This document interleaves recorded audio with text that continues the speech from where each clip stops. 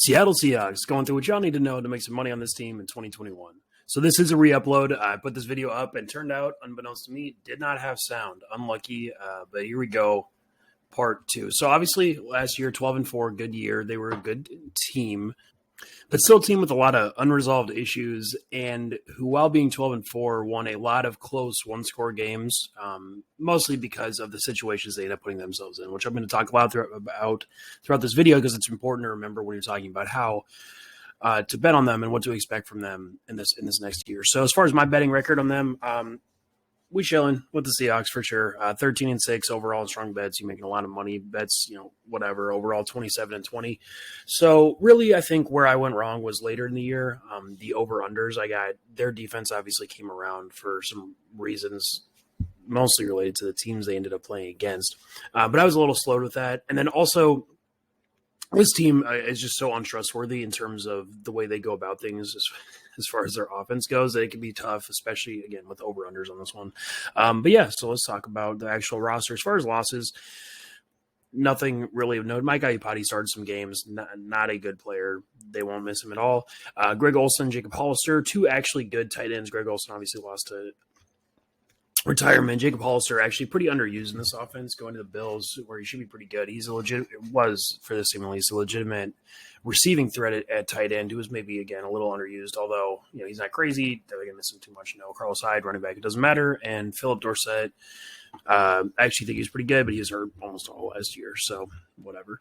Defensively, some bigger names, but and bigger losses, but maybe not to the extent in which the names would suggest.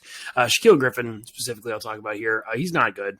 He can do some things, as we're going to talk about with this roster specifically, and the way they still pursue these really big, long corners who get juked out of their shoes every play almost. Shaquille Griffin fits in that mold where, again, theoretically, if you're going back to the Legion of Boom days, he works well with them and gives them what they want. But in practice, especially the modern NFL, the year 2021, there's so many receivers who are just too good at quickly winning off the line of scrimmage that guys like Shaquille Griffin, they get screwed unless they're playing these big body receivers who frankly aren't that valuable anyway. So not as big of a loss as the name might seem. Quentin Dunbar, actually just a better player, although last year had a whole legal thing, barely played. He was injured as well. And then Jaron Reed, he's more of a replacement level guy. He's pretty decent. He's not going to kill you if he starts games. And normally I wouldn't care too much about a loss of a player like him, but as we're going to get to, they didn't exactly replace him. So that's tough. As far as additions goes, the first those two on offense are huge. Gabe Jackson, while I do think he still has some issues on this team specifically with the way they run the ball, he's going to be really productive. He's still going to have his issues in pass protection. He's not like an ideal player, but definitely good. And then Gerald Everett. Love talking about Gerald Everett. Do it every opportunity I can.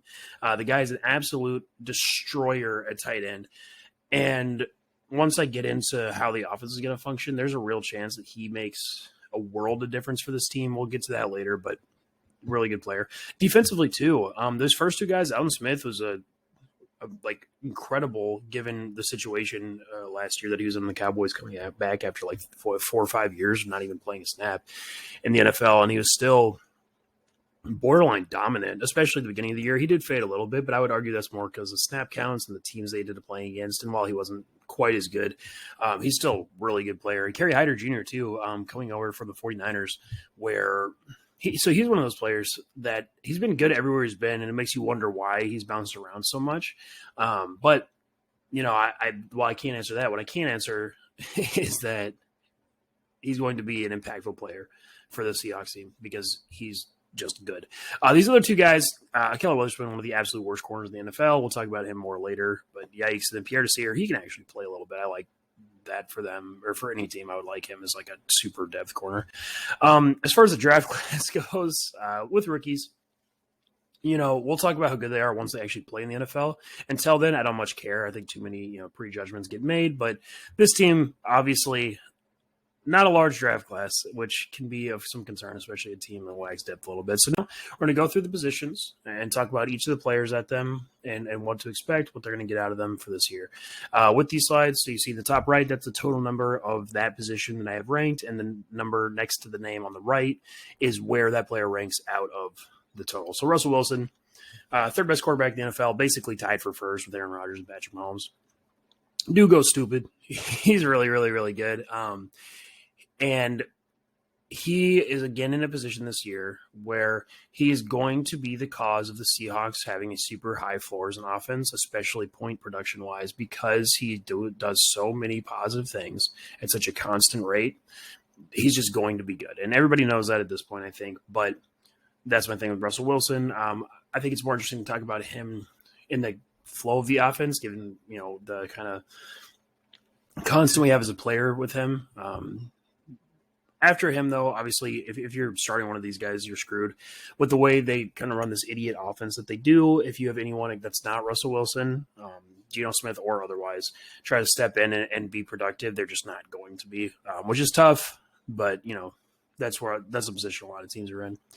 At running back, this team – so Chris Carson is pretty good. Now, Chris Carson is a player I kind of want to talk about because normally, so he's not one of the running backs. Again, I already reiterate this with running backs most of the time when I get to them. There's only like 4 or 5 guys who actually matter at the very top of the NFL. And the skill set you need to differentiate yourself from being like one of those guys and one of not those guys is exceedingly difficult to replicate. And it's basically the ability to consistently turn drives into touchdowns or turn like an individual play into a touchdown. That's, I think, the easiest way for me to describe it. Chris Carson doesn't really do either of those. Like, he can at times, but it's at no larger frequency than this giant middle class running backs.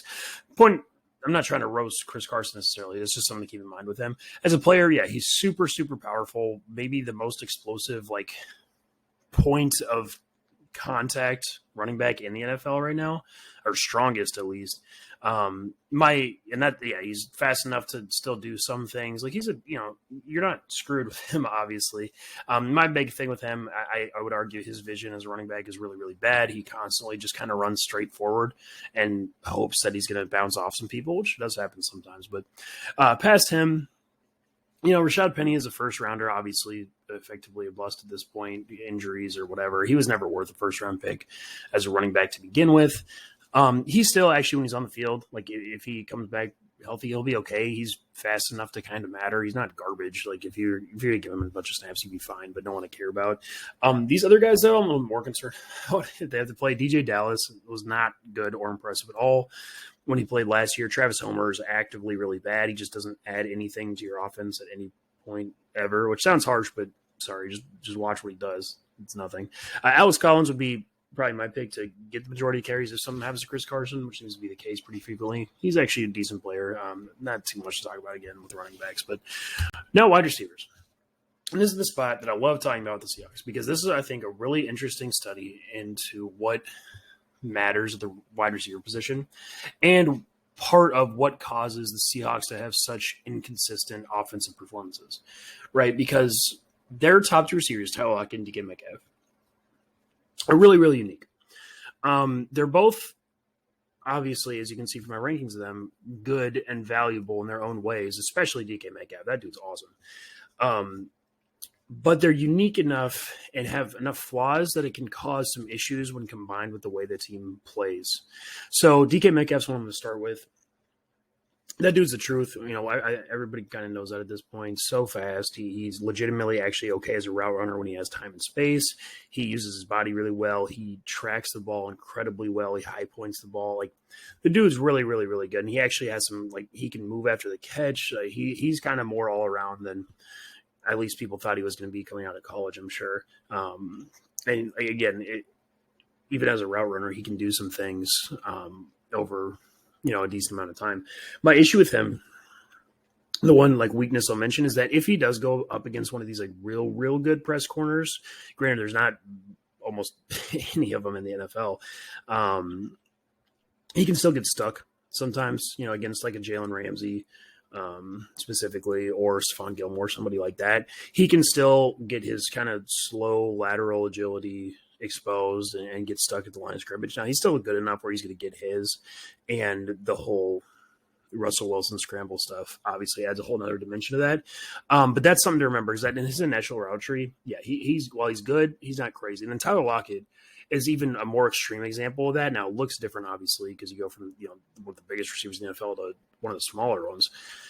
But he runs into the same issue, where as an actual route runner and like initial route tree guy, he doesn't actually create separation very well. He, despite being maybe the quickest player in the NFL, doesn't use that in his routes very well. Like, he's not garbage or anything, but he's not particularly notable about it. He's not physical at all, and he's not really good after the catch, right? So that limits his effectiveness as far as, like, because he does struggle to win quickly off the line of scrimmage and consistently without like positive situations where a lot of other receivers would win anyway. But what keeps him so good, and why I still have him as like a wide receiver one and a super, super good player, is he's very unique in that he is probably the best in the entire NFL at like a number of things, like the best. Those being, after the play breaks down, all of a sudden he decides that his quickness is actually worth using, is basically what it seems like. And he goes from just kind of running these whatever routes to just killing people and juking them out of their shoes and creating tons and tons of space. And he knows where to run on the field at all times. He knows when to do it. He's so fast when he does it. He also tracks the ball exceedingly well. He rarely, runs the wrong place on the field, mispositions his body. Like, he's really good. And then I think also, outside of maybe like DeAndre Hopkins would be the only one I can even think of, he interacts with the sideline better than any receiver in the NFL. Like, if you want a dude to catch something nuts, would keep his feet in, you're picking him basically every time. And obviously there's a bunch of highlights they can back that up, but those skills are obviously super valuable again, which is why he's still a wide receiver one. And in this offense, he's still going to be super productive. So we'll talk again more about how they function kind of as offense as a whole. But as far as the other receivers go, that's an issue on this team, a real big one. Freddie SWAIN played a little bit towards the end of the year, and he wasn't impressive. He just kind of ran around as the slot receiver and was open when he was going to be open anyway. And past him, there were literally no players on this roster who played any meaningful number of snaps in the NFL. Penny Hart and John Ursua, I believe, are the closest to that, and neither of them have played anything that I care about. Dwayne Eskridge, he's a rookie. He is already hurt. We'll see how integrated he is into the offense. I hope for their sake he's good, because they really do need depth. And Cade Johnson too was a player. He ended up going undrafted, but some people liked as like a small school receiver in the middle of the draft. But yeah, this wide receiver room outside of this, so they have those two elite guys that are really good guys at the top. Past that, it gets tough. So then tight end. And here we get to talk about Gerald Everett again, which I love doing. So Gerald Everett is the best like downfield intermediate route running, separation creating, legitimate pass catching tight end in the NFL that's not named Travis Kelce. He is the best. I'm very comfortable saying that. I mean, George Kittle at times can give him a little bit of a run for his money, but Gerald Everett regularly kills safeties and linebackers, creates lots of space, gets really open. And as a bonus, he's one of the best tight ends after the catch in the NFL too. I mean, you can compare him to a player like Jonnu Smith, even, who's kind of famous for that. He's not as fast, but he creates missed tackles. I mean, the point is, the dude is really, really good. And he's been criminally underused by Sean McVay for years, which is interesting because I do think Sean McVay is a really good offensive coach, a Rams head coach, obviously. But the one thing, and I think he's even admitted to this, is that he never integrated Gerald Everett in the correct way into his offense, and they really, really suffered at times because of that. Now, can I guarantee the Seahawks are going to turn around and fix that problem? No, they're about the offensive coaching staff I would trust the least in the entire NFL to be able to do anything correct. So that doesn't help. But point is, they have that chance now, at least, and we'll talk again more about how that works in the flow of the offense once I get to it, after I get through this in the offensive line. But then you get Will Dissly, who also absolutely starting caliber tight end. So I generally think tight ends kind of fit into one of two categories. It's either like a tight end like Gerald Everett, where they're out on the field beating guys, running routes, that type of thing. And I'm talking about as far as pass catchers go. Or Will Dissly, where he's not really going to create the space himself, but if you give him the ball in space, he's going to be able to catch it.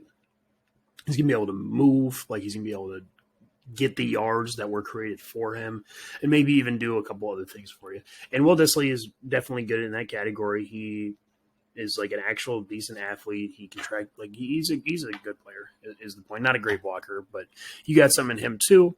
Past that, Colby Parkinson was like a 4th round rookie last year. He was like 6'8" or something like that, but didn't play enough for me to care about. And the only other guy is Nick Bloor, who's one of the worst fullbacks in the NFL.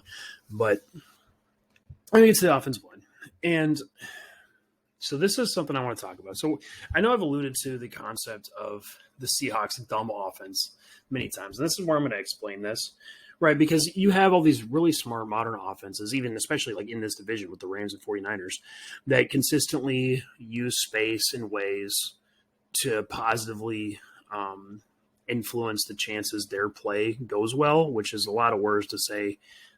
They put players in positions to succeed consistently. Seahawks do the opposite, right? They're still stuck in this, like, at this point, ancient feeling offensive system of like power running and asking the receivers to like beat the guy in front of you when it's just so unnecessary, and they struggle to create plays or yardage for themselves. Now, I will say that the play style of Russell Wilson does hurt that a little bit, and notably, they do have a new offensive coordinator going into this year who comes from the Rams system, who could make a big difference, but it's been years of this, so I'm going to hold off on going that on taking that into account until I actually see it. But yeah, so they run this dumb offense, and it hurts them consistently because they struggle to do the things that create yards on a play-by-play basis that every other offense in the NFL almost does. The unique thing about it, though, and this is why I talk about it here, is it boosts or it gives them access to different types of players along the offensive line who would be a lot worse on other teams, but end up being more productive on this team. Now, that is not the positive that it really sounds like, because, it would be better than that, is just having a good offense. But that is the position they put themselves in, which is something to keep in mind when you're talking about the context of the players here. So Dwayne Brown he's good as your left tackle. He's not elite. I don't think he necessarily ever has been outside of a few years in the Texans a while ago. But he's definitely good in pass protection. He's not going to screw you over. He's decent as a run blocker. He functions fine. Hard to go wrong with him. Brandon Shell, I think, is the pinnacle of the type of player I'm talking about, where in other systems, he is super slow-footed, really, really vulnerable to getting just beat around the outside and the corner bent on him. But because they don't ask him to take or to protect Russell Wilson doing just straight back 7-step drops, that weakness gets covered up a lot and allows him to do the thing that he's good at, which is, you got to admit, he can, down block, double team, move dudes to the line of scrimmage at a decent degree. Now, he's not like some crazy dude at it, but he functions in this offense. Now, he is still somebody to worry about, especially as they move into this new offense, potentially with the new offensive coordinator, because he can have issues just being an athlete in general. But so that's what their starting tackles as of now. At guard, Gabe Jackson, again, they bring him in. Really similar player to the other guy in Damian Lewis, where you're both, really positive, big, strong, powerful run blockers who can't move sideways to save their lives.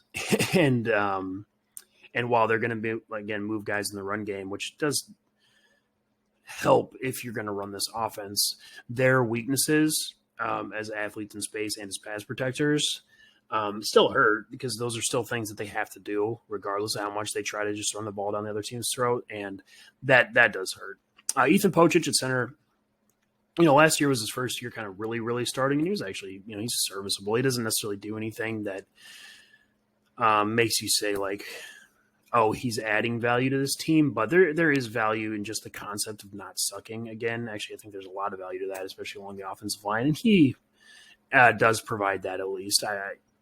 He's not horrible. Not a ton to talk about, though. As far as backups, you have Jamarco Jones, a player who I thought was actually decent, especially as a run blocker, but gets smoked sometimes off the line of scrimmage. You got Cedric Ogbuehi, who, frankly, as this team transitions into a different type of offense, I could maybe argue for starting because while I don't think he's good, especially as a pass protector, he can do some things, again, as an athlete that the other guys on the roster can't. Jordan Simmons, backup guard, he's shown, I think over the last couple of years where he stepped in and played like a game's worth of snaps around there that he he's not going to be a disaster, which is kind of all you can ask for. And Kyle Fuller, that backup center, kind of the same thing, actually. So, it's not a good necessarily offensive line. It's not a really deep offensive line, but you actually have some guys I don't think you're screwed with if they come in. And at the top, while they are going to have issues, they at least help in this offense. So now we get to talk about it as a whole. And this is kind of what I'm excited about. So how is this offense going to function? And the truth is that their baseline, I talked about this at the beginning, their baseline of production is so high because of Russell Wilson, DK Metcalf, and Tyler Lockett. They're just going to put up points. They're going to have large explosive plays on a game-to-game basis because of how good Russell Wilson is and how he interacts with the receivers around him. But that being said, they are still, as constructed, really going to struggle to move the ball consistently, to retain the ball, to not put pressure on their defense, and to have game or week-to-week good offensive performances. Because theoretically, they still just lack the baseline of production that all these other teams have of I can just run this nice little screen that actually is going to work for 5 to 7 yards, and then I'm going to run this run play that's actually going to work for 5 to 7 yards. That type of stuff is still mostly absent from their offense. Now, there are two things to talk about with that. Again, the one is if the new offensive coordinator really, really changes things, which is possible. That's something that I will not lean into until I see it in practice. But the other one is GERALD Everett, because the other way that you can have that baseline of production offensively is to have a player who is consistently winning short to intermediate and providing you an option there that stress-free, just boom, nothing like that. Think about a player, obviously I think he's the best receiver in the NFL, but Devontae Adams, that's part of the reason he's so good, is that he's always winning instantly, almost off the line of scrimmage. So he's providing this huge floor of just any play, I have this option to do this. GERALD Everett brings with him a chance of being that guy. I would be pretty comfortable saying that GERALD Everett should either lead this team in catches or, be right around DK Metcalf.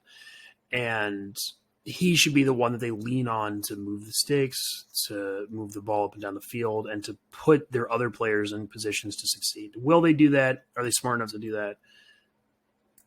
Who knows? And then again, until seen otherwise, I won't depend on it. But yeah, so as of now, this offense, it's a super explosive offense that is going to have games where they go crazy, that is going to have drives where they go crazy, but it's still going to struggle with consistency. And that's just how it is until proven otherwise. Defensively, this team, not so fun to talk about. Still some definitely interesting parts. But yeah, so first we have the defensive line, the interior defensive line. And this is something I mentioned with the loss of Jaron Reed earlier. This team is not good or deep here, and it's really concerning. POONA Ford is a pretty good player who's definitely worth starting. He's not a real difference maker. He's not going to go out there and save your defense or anything. But he is okay.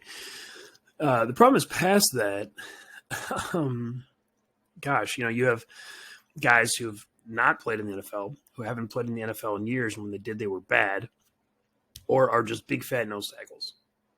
That is not a recipe for success at this position, right? Brian MONE, probably going to start right now. He's fine as a big fat nose tackle, but doesn't do anything. He doesn't help your defense. He just, again, can kind of not suck sometimes. Al Woods barely played if he did play last year. And he didn't. Yeah, he definitely didn't because he was on the Jags. But he's an okay player when he's played in the past, actually, including being on the Seahawks team previously. But again, just kind of a fat guy who's going to sit in the middle and not get pushed out against the run. And then a bunch of, Robert Kimdichie, again, was a first-round bust 5-6 years ago, hasn't played in the NFL basically since his second year. And then Cedric Lattimore, Walter Palmer, like just guys who just not played snaps in the NFL. And while, yeah, it's possible one of these guys steps up, there's literally no reason to believe that right now, given the NFL level production. And that's really a concern. Now, granted, if you're going to pick a position on defense to suck at or to not be great at, it's this one. So I'll give him that, but it is an issue. At edge, kind of the opposite story. I actually quite like their depth. I'm excited about this group as a whole. Alden Smith, again, 16th ranked edge rusher for me. Dude's good. He provides legitimate pass rush. He's pretty good, like pretty damn good as a run defender, which is weird given his reputation and what he went through as far as being out of the NFL for a while, but he actually functions pretty well there. And then Carlos Dunlap, who obviously for Seahawks fans made a pretty big difference once he came over, in midseason trade from the Bengals last year. Now, if you look at really why that happened, there was, he wasn't necessarily, he was benefiting from some other things. Not to say he's bad. He is useful. He does provide a little bit of a pass rush. He's okay against the run. Like he's more or less worth starting. Past that, though, you have good depth, actually. Kerry Hyder Jr., I talked about him earlier, but he's kind of a bigger, stronger defensive end who actually can rush the passer and, again, plays well as a run defender, similar to Alden Smith, actually, just not on the same level. Benson Mayowa, same thing, just a little, maybe a step lower, but actually pretty good. Alton Robinson, a guy who actually flashed some things as a pass rusher as a rookie last year that are potentially worth being excited about. Darrell Taylor was a second-round pick last year, didn't end up playing, but second round pick, there's obviously hope for him. And then LJ Collier is somebody I want to talk about. Another one of these players who was probably on his destined for being a first round bust. Maybe he still is. But has been put in a position by his team because first, as dumb as their offensive coaching is, their defensive coaching can be really good at times. And they figured out something with LJ Collier. So this team, right, and I'll talk about this here too. While their list is, like a 4-3 team, 4 down linemen type of thing, they actually mostly play 5-man fronts, or they did by the end of the year at least, when their defense was getting a lot better. Well, they'll walk KJ Wright, their outside linebacker, up to the line of scrimmage and move everybody else over a gap. And what it does, right, is it gives these big hybrid defensive ends like LJ Collier and potentially Kerry Hyder Jr. And Benson Mayowa, stuff, guys like that, gives them different responsibilities. And once they did that with Collier, he was actually pretty decent as a guy who is on the inside shoulder of tackles or the outside shoulder of guards. He was actually able to use his quickness to get in the backfield a little bit. I think he's okay as a run defender in that spot. I do think they figured out something there. Now, he's still not like great or particularly good, but that's just something to note. As a whole, this edge group, pretty deep down actually, and actually kind of good. Linebackers, when you're still rocking Bobby Wagner, you're fine. As far as I'm concerned, absolutely still best linebacker in the league, kind of tied with Fred Warner. Actually, they're really, really similar players. But yeah, Bobby Wagner goes crazy. He is a consistent limiter to the opposing offense. He's going to get these guys in the correct position. As far as in the box goes, they have issues in the back end still, which we'll talk about. But yeah, he's crazy. KJ Wright, super, super smart. Still extremely good as a run defender, whether it is from linebacker or, like I talked about, walked up on the edge of the line of scrimmage. Is going to be valuable. And actually, even as a coverage player, despite his little bit of loss of athleticism at his age, is still like reasonably good. Jordan Brooks, maybe the most interesting one to talk about. First round rookie last year, was probably the worst of the 4 first round rookie linebackers.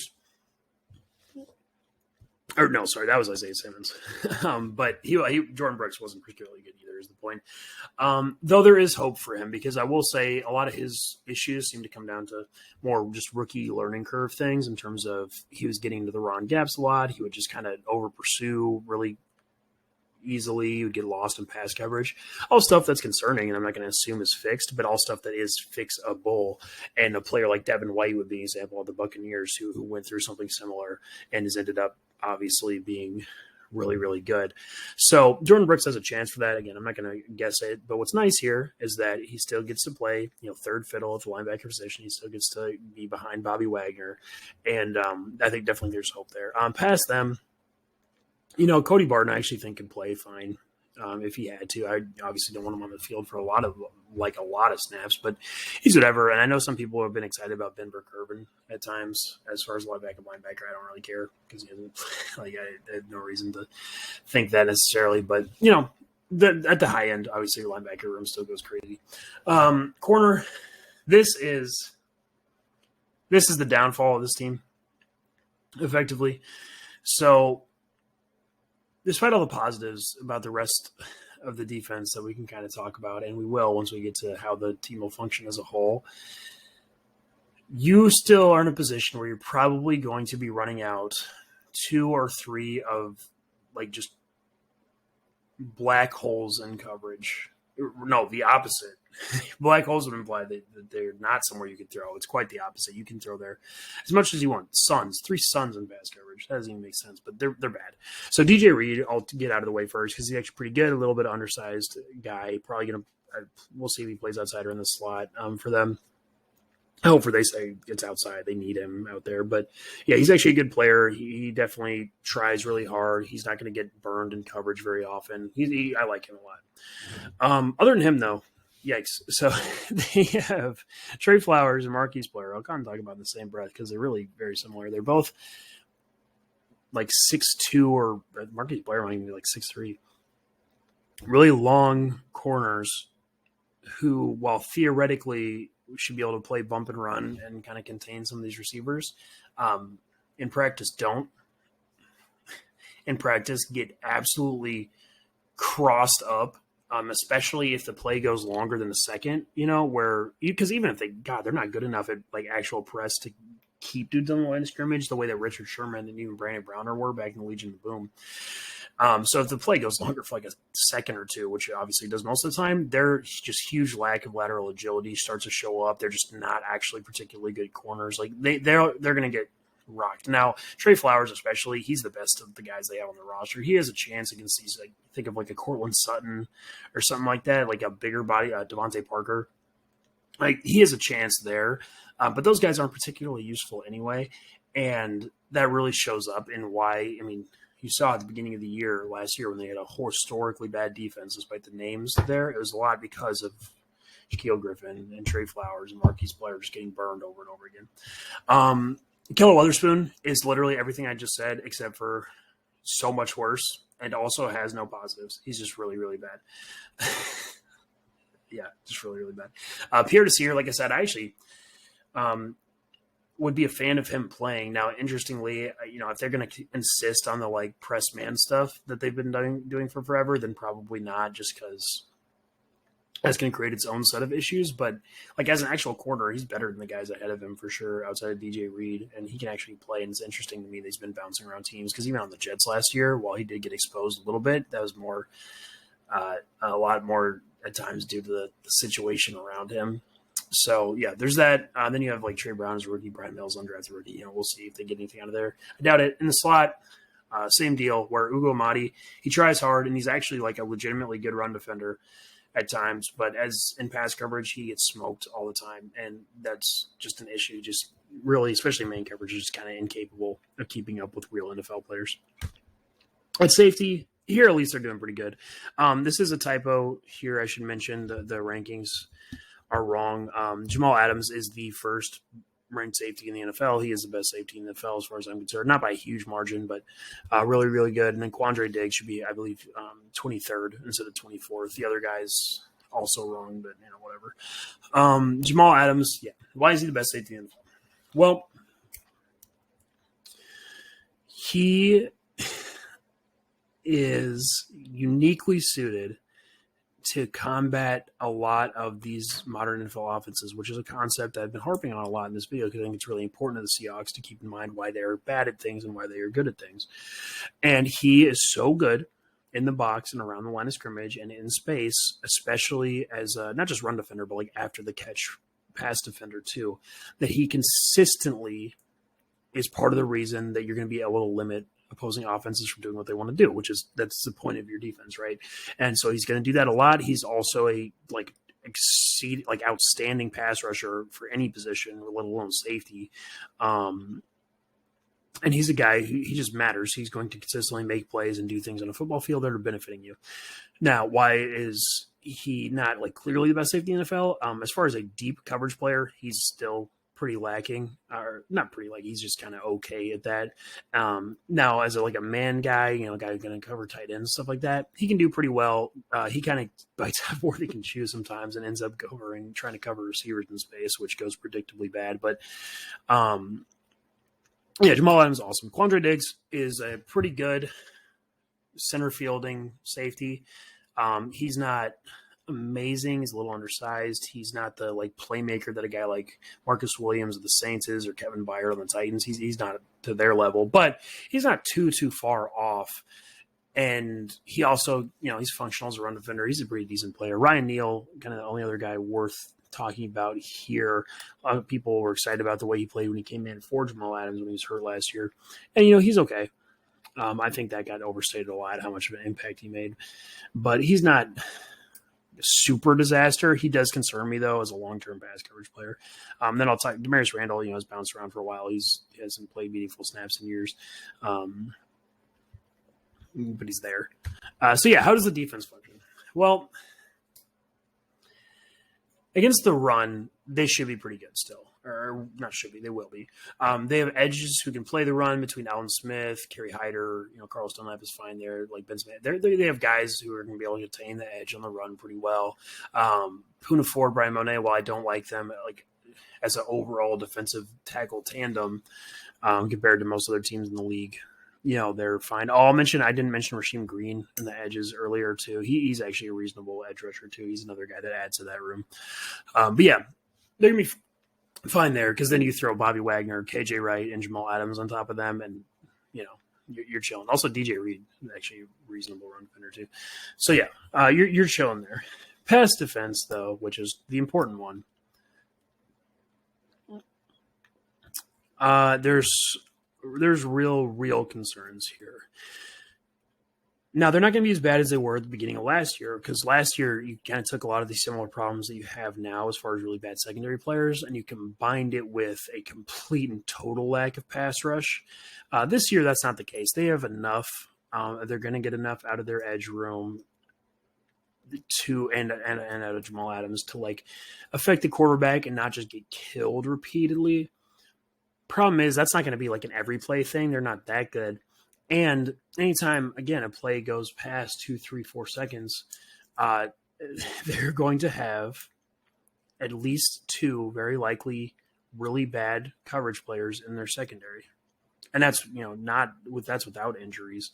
And even the guys who are good, DJ Reed, Quandre Diggs, Jamal Adams aren't like crazy coverage players. So they're still going to run into that issue. They're not going to be able to cover like the elite receivers in the NFL at all. And so while I think they're going to be better, and Bobby Wagner makes up for a lot of this stuff too at times, they're still going to run into a bunch of issues as far as being a good defense. So looking ahead at their schedule just in general, what things we're concerned about. The main one I would say is if they play like elite receivers who aren't the like giant big body type, they're in trouble. And if you look at their schedule, outside of week 1, they play a bunch of them in a row. Against the Titans, they cannot cover Julio. They cannot cover A.J. Brown. While those guys are both bigger body guys, they're unique in that they're actually good at it. And A.J. Brown will toss Trey Flowers around like a ragdoll. Vikings, they can't cover Justin Jefferson or Adam Thielen. 49ers, Brandon Ayuk, Deebo Samuel. Rams, Robert Woods. Steelers, Deontay Johnson. Like, they can't cover any of them, and that's really, really going to be an issue. Then it gets a little bit easier, especially with the Saints, not a good team. But yeah, that's an issue for sure. Now, offensively, again, with Russell Wilson and the way that they function, they're going to be in a bunch of one-score games, the same as they were last year. Pretty much you can count on it, unless their offensive coordinator is wildly different, which, again, big wild card with this team. But yeah, not a ton to be like crazy concerned about. Like, this team's still going to be pretty good because of their offense, but not a ton maybe to be super, super excited about as far as the real ceiling of this team, just because of how bad those spots on defense can get, and the fact that they're likely still going to be held down by a really inconsistent offense by virtue of their offensive system, and frankly, just how Russell Wilson plays. He's not blameless in that too. So yeah, Seahawks, a pretty decent team. for sure. They're still going to be really competitive. They're still going to win a lot of games. But as far as like ceiling, definitely missing out.